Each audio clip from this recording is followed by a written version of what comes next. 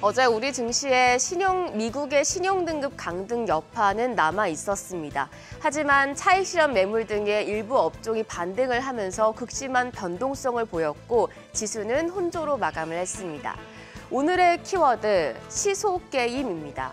지금 시장에선 엎치락 뒤치락 시소게임이 계속되고 있습니다.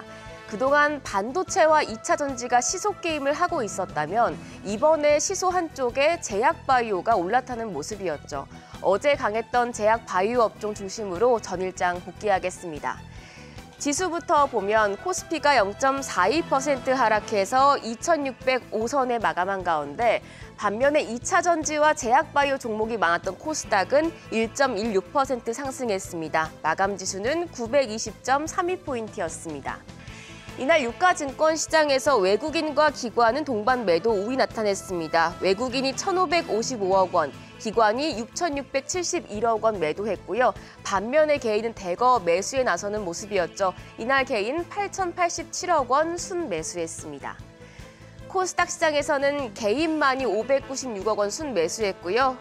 기관만이 순매수를 했고 개인과 외국인은 동반 매도 우위였습니다. 환율은 2거래일 연속 올랐습니다. 이날 서울 외환시장에서 달러 대비 원화 환율은 전 거래일보다 60전 오른 1,299원 10전에 거래를 마쳤습니다. 이어서 시가총액 상위 종목 마감 상황입니다. 유가증권 시장 시총 상위 종목들은 엇갈렸습니다. 삼성전자가 1.57% 하락세를 이어간 반면 SK하이닉스가 0.42% 상승해 12만 원에 마감을 했고요. 삼성바이오로직스 2.28% 올라 80만 원 돌파했습니다. 종가 80만 7천 원. 그 밖에 포스코홀딩스가 1.2% 오른 59만 2천 원. 포스코퓨처엠이 0.51% 상승해서 48만 8,500원에 장을 마쳤습니다.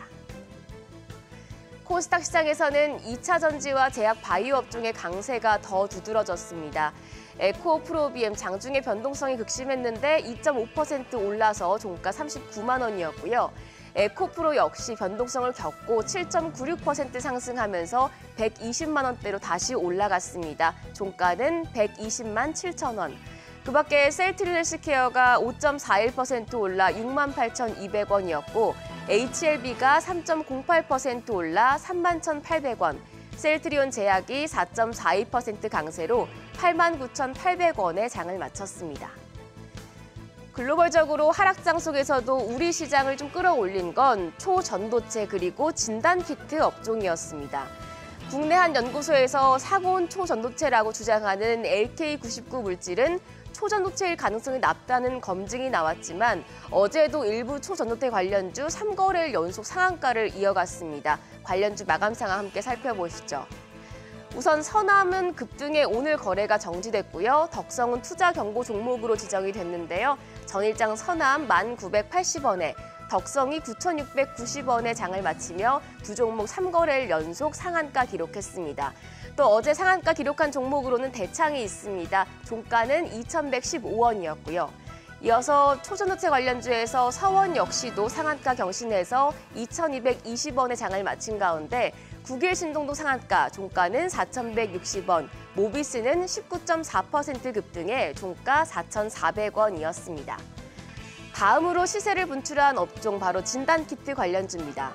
코로나19 확진자가 하루 최고 5만 7천 명이나 발생한 가운데 이번 여름철 유행으로 확진자가 하루에 7만 6천 명까지 늘어날 수 있다는 방역당국의 관측이 나왔습니다. 이 진단키트 관련주는 코로나19 확산에 더해서 수급적인 공백으로 매물 부담이 적다 보니까 매기가 쏠렸는데요. 관련주에서 나노브릭이 상한가로 종가 2,780원이었고요. 휴마시스가 26.28% 급등해 3,075원, SD바이오센서가 22.2% 올라 15,240원, 지오믹트리가 20.48% 급등해 17,470원이었고 시젠도 13.5%나 올랐습니다. 종가는 25,200원이었습니다. 주가 조정 구간에서도 제약바이오의 상승이 돋보입니다.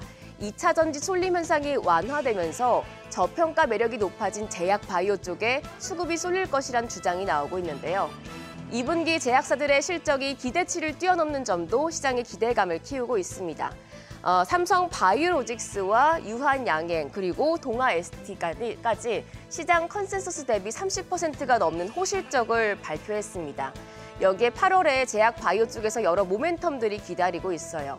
키움증권은 셀트리온그룹의 휴미라 시밀러 공보험 등재 이슈, 또 여기에 시장의 신뢰도가 가장 높은 국내 신약이죠.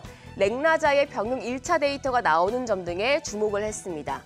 그리고 다음 달에 예정된 세계 폐암학회의 초록 발표가 이번 달 16일에 예정돼 있는 등 우수한 데이터 발표와 실적 개선 등으로 본격적인 투심 개선이 이어질 것이라고 내다봤습니다. 어제 제약 쪽에서는 유한양행과 SK바이오팜이 장중에 52주 신고가를 경신하기도 했는데요. 제약바이오 관련주 마감 상황 보겠습니다.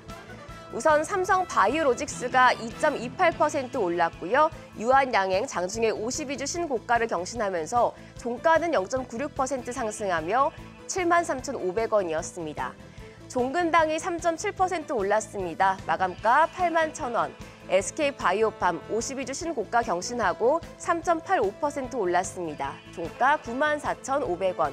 여기에 SK바이오사이언스까지 9.06% 오르며 84,300원에 장을 마쳤습니다. 다음은 공매도 이야기를 해보겠습니다. 지난달 국내 증시 공매도 거래 대금이 23조 원에 육박해서 사상 최대치를 기록했습니다.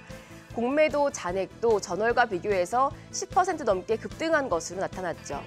우리가 지난달에 에코프로 등 2차 전지주의 공매도 이후에 주가가 올라서 결국에 공매도를 강제 상환하는 숏 스퀴즈로 주가가 급등하는 모습을 확인했었습니다.